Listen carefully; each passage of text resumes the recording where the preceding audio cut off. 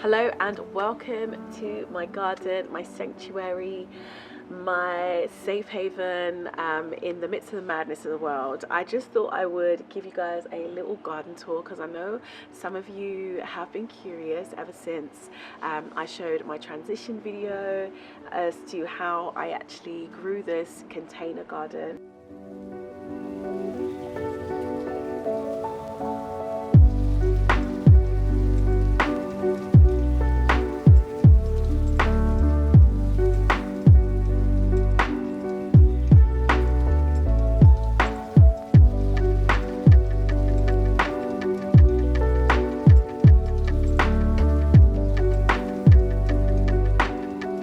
So we have gone with the moneymaker aubergine here. As you can see by the number of flowers it's produced, it's really quite a prolific aubergine. In fact, I'm pretty sure I read in the RHS magazine that this was rated really highly for the amount of production you can expect in a year. And seeing as I was not going to be able to plant many aubergine plants, I decided to go for something that is going to really churn out aubergines. We haven't been doing too badly, but as I say again, if we didn't have as much rain, I do think that we would have had some more fruit. I do feel like we should be getting some more aubergines through. We have harvested a couple of times already, and I'm hoping that we get loads more between now and September, October time.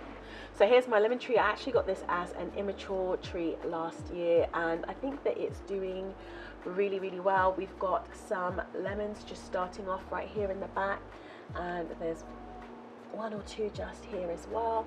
These will basically swell and they will start out green and turn yellow, and we will take it in. We'll take this plant in when the winter comes around so as to protect it. Here I planted some strawberries as a cover crop. They're actually done fruiting for this year. This is not one of the everbearing variety I have planted at the front. I'm going to put the variety on the screen because I can't actually remember what this one was called, but this is its first season and I was really happy to get some fruit from it. I put in some straw just to mulch and make sure that we don't lose too much water from both the tomatoes and the strawberry plant. And these are my pride and joy. Here you have the sun gold. It's got a reputation for being one of the most delicious cherry tomatoes, and I have to say so far it is the most delicious that I have tried. Gorgeous orange fruit is the color that you can expect once it is ripe, and it just has that perfect balance of intense sweetness and just a little tang. It's really gorgeous. So this sun gold, just so that you know, can actually, well, you can see we're not even, this is going to continue growing until the frosts come in, probably October. It's still got 2 more months of growing to go at the very least, and I'm really happy to say that we are getting the fruit coming all the way through the season and ripening, and this literally is already probably about as tall as I am when you take into account the actual pot at the base, and it's going to grow probably to about 7 feet tall. Maybe it could even reach 9 feet. I am pruning somewhat, but I have definitely not stuck to just one leader here. I just wanted to experiment and see what I could get if I let it branch out a bit. So we're going to be harvesting that later today for sure, but I adore this plant. And then here we've got the baby cherry tomato. This one actually turns a red color when it is ripe. Again, it's really highly rated, and the reason I decided to go for cherry tomatoes this year is because last year I really didn't get any fruit ripening until pretty much the frost was ready to arrive, because I grew some super big tomatoes, and that was not a good, I'm just trying to think of the variety it was. I think it was a big boy tomato, I think it was, and it literally didn't ripen until the frosts were coming in and killing the leaves. So I was like, no, we're gonna have some mini fruit and enjoy it for most of the season. So this is just a sunflower that my daughter has yet to pot on. This is her baby. I've really been trying to get her excited about gardening, and her favorite flower is definitely sunflowers, so she's got to pot that on and deadhead this one here, but I'm giving her a little bit of ownership, and she's really starting to get on board with this plant thing. She wasn't so sure at first. This right here is my pride and joy. In addition to my sun golds, I adore my okra. I've noticed a lot of gardening channels based in the UK don't really tend to grow okra, but it is a staple food from where I'm from. I'm part Sierra Leonean and Nigerian, and we love okra. Also, I am married to a Punjabi man, and it is a staple in their recipes as well. They call it pindia, and we love okra soup in West Africa. So I was really thrilled to finally be able to find a variety that was prolific and also could grow in the temperate climate that we have here in the UK. So I've gotten some okra that is ripening. This is literally the first batch that we've had through. If I just show you, I am going to pick them today because I want them to be tender. I have to say though that this attracted a whole load of aphids, and I think next year I'm definitely going to be growing some pot marigolds, calendula alongside it to just try and attract away some of the pests. It might have been a mistake to put this okra plant right underneath this aubergine because it is literally showing no signs of fruiting anytime soon. I think that it was probably just too close, but I'm really trying to push the limits because I don't have much space in my garden for growing. So this container was actually here last year, and in as much as one can when they have a container, I actually did try my best to employ the principles of Charles Dowding. He is an absolute legend in my books. No dig. So we did not dig up the roots of the plants that grew here last year. We just tried to add some compost and mulch to add extra nutrition in here, and we put this to bed for the winter, so to speak. If you don't know what that means, it's basically where you cut down the plant that was growing in there into small pieces, place it on the soil and cover it so that it rots back into the soil and puts the nutrition back in, and then we added manure to it just to give it some additional nutrition in the springtime. So we're going to be employing no dig with all of these pots. Here's my darling pomegranate. It's actually grown. It's just surprised me so much because when I ordered this during the height of COVID, and it came as a really teeny sickly plant, literally 2 tiny branches, and I thought it was gonna die. It came covered in aphids, and I didn't think it was gonna make it, and then it lost all its leaves, and being that I knew nothing about gardening, I thought, yep, that's it, I've lost my pomegranate, it's not gonna come back. And it's just put on such a beautiful flush of foliage. I mean, even if we didn't have any fruit, I would just love this tree as it is, and I'm hoping that next year, in its second year, that we're going to actually get some flowers and hopefully some fruit. I have been reading up on how to encourage that, so fingers crossed. So here I have some, well, there is a whole lot going on in this bed. It was a case of one of the plants, I had some lupins here, they met their demise with some slugs, and I just thought, what can I do to rescue the space? And this box has basically become like a hodgepodge. We have the Macrantha Browerita rose right here. It gives the most gorgeous marshmallowy, cloudy, soft blooms, and it blooms profusely. I'm hoping that we might get a second flush before the season is out. Back here I have planted some alderman peas. These pea plants can grow to up to 6 feet tall if they have the right conditions. They're prolific producers. They produce really large pea pods. You can let them go quite large before you harvest them, and you still have that tenderness and you still have the flavor intact. So I thought I would go in and just plant that, and I'm hoping that we'll get some height before it starts flowering, although the slugs have been at it a little bit. Here at the base I have some carrots that I've decided to grow. Again, I saw a space and I was like, let's just grow some food. So I've planted some carrots here, and I have some exotic chilies here. They're really beautiful. They're more ornamental than anything else. I'm trying to keep some kind of a cover on here because of carrot fly. I have some gladiolus plants, and I know that they normally flower quite late in the summer, but we've had no sign of any buds this year.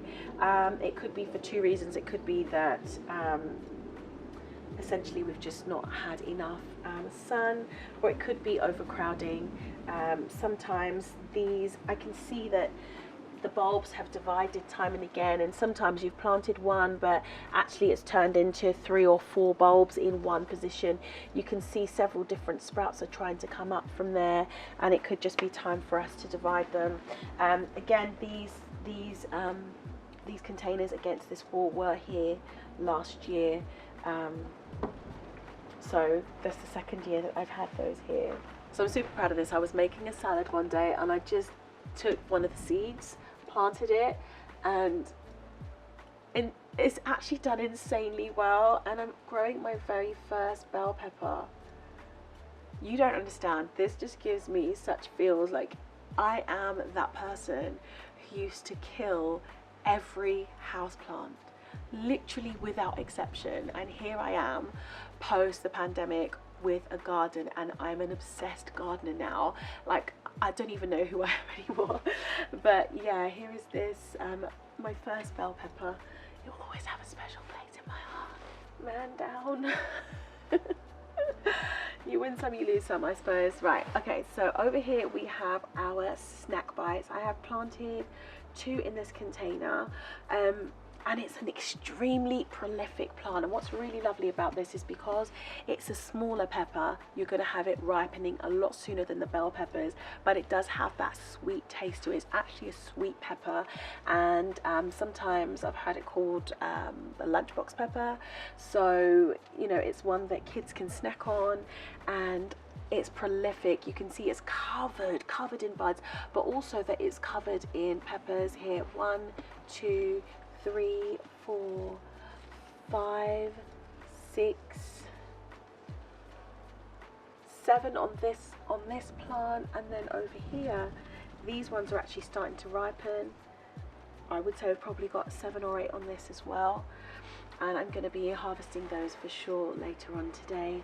At the front is my ranunculus. It's had its day. We'll wait again, see if it survives the frost until next winter. Here are my gorgeous hydrangeas, and if I ever needed a testament and reminder that being good to your soil and nourishing your soil will give you great benefits, this is just exactly that. It has, I've actually had this particular hydrangea in this planter for probably 3 years now. It has I've never had hydrangeas be this big, and there were 3 things that I did to nourish my soil in my pot. One, I actually used clippings of this hydrangea as a mulch after, you know, the frost started to come in and everything started to die back. I cut the leaves, you know, all the foliage and flowers. I put them back into the base and covered it and just allowed it to overwinter and put goodness in. Also, I added just a thin layer of manure, and I have been using teas to water it on a weekly basis, and this has been the result. The blooms have lasted for a really good amount of time, and I've been really pleased with their progress. In fact, there used to be roses and some other bedding plants in here, but they've been completely crammed out by the enormous hydrangeas. Never has it been this big. Here is my second bed of tomatoes. Again, I did the same thing with planting strawberries as a bedding plant at the base, and I also put in some chive, hoping that it would act as some sort of a deterrent. You know, Jessica from Roots and Refuge Farm, she actually says break an egg into the base of your planting of a tomato, and I actually did that, and I think it might have made it leaf out more and produce a lot more fruit, because I was very late in planting this one out because I didn't have this trough. It was out of stock, and it's really recovered well since being put in, so it'll be interesting to see how it compares with next year. And here is my other pepper plant. I believe this is the snack bite. My labels have faded, but I believe this is the snack bite pepper. It's not started to fruit yet, but I can see loads of new buds, or should I say a moderate number of new buds coming through. Again, I think this has definitely been a case of overplanting, because I did try to plant some peas at the back. So I decided to pre-sprout some ginger in here with the view that once we started to get some sprouts, I would transfer them onto other pots. But I've actually been really surprised at how long it's taken me to actually get a single shoot. The good thing is that we can actually take this in and overwinter it and hopefully get a really good crop at some point, maybe in the springtime. But it's definitely been a slow start for my ginger. Our solitary shoot. So here I have my blueberry plant. Last year I got no fruit. This year we got some fruit, so I'm thinking that's good progress. It responded really well to the bokashi teas that I was making. Sadly, it's been a little bit of a sacrificial lamb, because I have seen this one same bird come into this garden and feast on my blueberries. And do you know, I thought, you know what, it's not just my garden, I will let him or her have it, because, you know, it was literally just a handful, so hopefully it enjoyed itself, but maybe I might get literally the one blueberry to taste for myself this year, maybe two. So here is my olive tree. It's had a bit of a mixed year. The growth that I've had on this tree is phenomenal, because again, I went in with some manure, and the growth and the fruiting has been amazing. I also added potash to it, and we never had so many blooms on my olive tree. Just to give you just a little idea of how it compares to other years, last year I had 2 olives, and one stayed minuscule and the other actually swelled to a reasonably small, inedible and unripe olive. And right now, I mean, even literally just here, I can see a cluster of about 8. Then there's another 5 here just on the one branch. I would estimate that we've probably got about 100 plus olives doing their thing and growing on here, but it has been under attack by a pest. You can see the fluffy looking residue that is deposited all over the plant. I've been trying my best to prune it back and wash it off, and it's just been a bit of a struggle this year. Down here, these spring onions have been doing really well. Believe it or not, these are not actual onions. This is actually a spring onion variety, but it just grows to be really quite big. I've been so pleased with this. The flavor from this is intense, and I remember starting these off as tiny seedlings. It just blows my mind that all of this was tucked away in those tiny seeds, because onion seeds are really small. I can't believe this, but I'm being dwarfed by my raspberry plant, and this is just a year old. I bought a bare root, and this is the Tulamine variety. And I think the reason why this is so tall and the other is not is because when I had them turned in, this smaller one, which is called the Cascade Delight, was actually being sheltered a lot by the roses, so it was not getting as much sun. So this is the same as the Raubritta roses that we had at the back. This one's actually done really well. It produced loads and loads of buds for me. This, I think, is called the Marshmallow variety. I'll put the name of it on the screen, but I'm pretty sure this is the Marshmallow variety, and it's continuing to bear fruit, as you can see, in abundance. The manure I put in here has done great things for these strawberries, because they put out so many offshoots. I just got to the point of being tired of cutting them off, and I surrendered. I placed a basin nearby, and a lot of the offshoots basically gave me free strawberry plants. A lot of them just rooted in, and I am going to now cut these runners and put this into a separate space all on its own. Purple haze carrots with a little bit of Autumn King that I seeded where I found the space afterwards. I'm really excited to have some purple carrots, and I'm going to be planting up some more today just so that I can have some harvests throughout the winter, hopefully peaking at around about Christmas time. So let's see.